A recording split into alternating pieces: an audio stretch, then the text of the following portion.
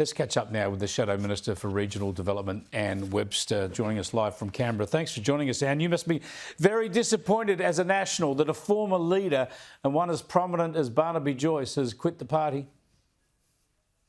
Well, I am actually, Chris. It is really disappointing. The Nationals have stood together shoulder to shoulder, literally, as we have worked through the process of developing policy to walk away from net zero.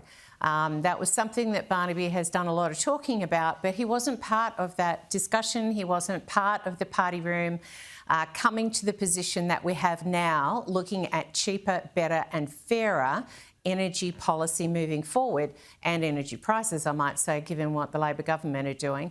So it was Barnaby, as Deputy Leader at the time, who brought in net zero, and very persuasive he was. And now, well, he's not going to be part of the journey.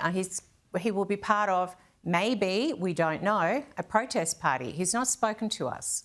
To the extent that we know exactly what motivates him here, I mean, obviously it's not a policy argument. As you say, he's argued every position on net zero, and in the end the party is now in the position that he advocates, so he's got the policy outcome he wants.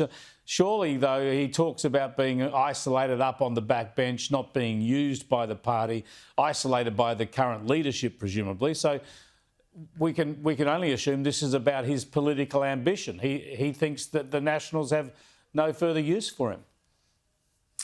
Well, I can't speak for Barnaby, obviously, but the reality is positions in ministry are limited.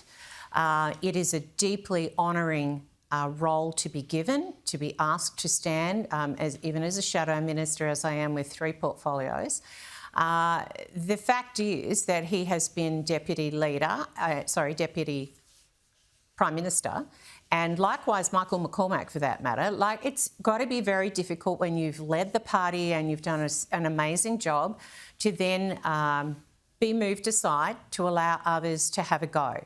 That is the nature of our democracy as well. And I think, Michael has taken a mature approach. I know it was tough, and I am really grateful myself to be able to have the opportunities that I do now to work on sound policy to move forward. It's just not available for everyone. But it doesn't sound like David Littleproud, the current leader, did much to keep Barnaby on board.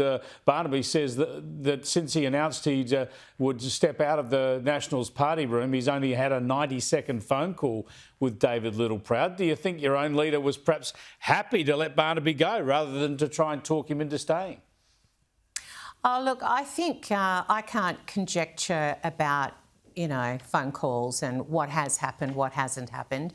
I have seen David Littleproud's media release this afternoon, which is stating that he is really disappointed that Barnaby had asked for space and to be respected in having space to consider his position when he was not put back into the shadow cabinet. David, from what he wrote in his media release, respected Barnaby.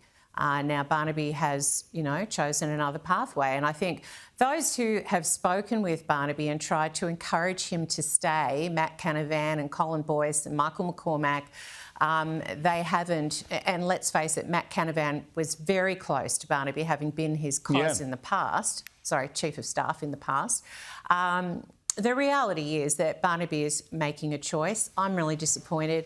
I think the party is disappointed, and we have a job to do. Sure, you're disappointed, but this is going to do damage, right? I mean, you're already bleeding a lot of votes to One Nation. We've seen that in the polls of recent months, and with Barnaby Joyce going to One Nation as well, as we expect him to do, you could expect that trend to be amplified.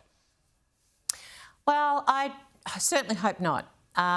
The One Nation party is a party of protest. We are a party of government. That is what we are aiming for. We have developed strong policy, and we will continue to develop strong policy, whether it is regarding energy, whether it's regarding health even, whether it's regarding regional development, the Regional Australia Future Fund, divestiture powers. There are things that we have fought strongly for, including lifting the moratorium on nuclear. The Voice, we led in those things. These are things that we are very proud of without being cocky. And we will continue to fight together. I think we have an excellent Nationals team, and we are listening to our regional communities, and we will absolutely keep fighting for our regional communities. That is our job, and we're working together in a sound way, in a respectful way, and in a robust way, because that's what our people would expect. Do you think Barnaby should resign his seat, given he was elected as a Nat and now he's resigned from the party?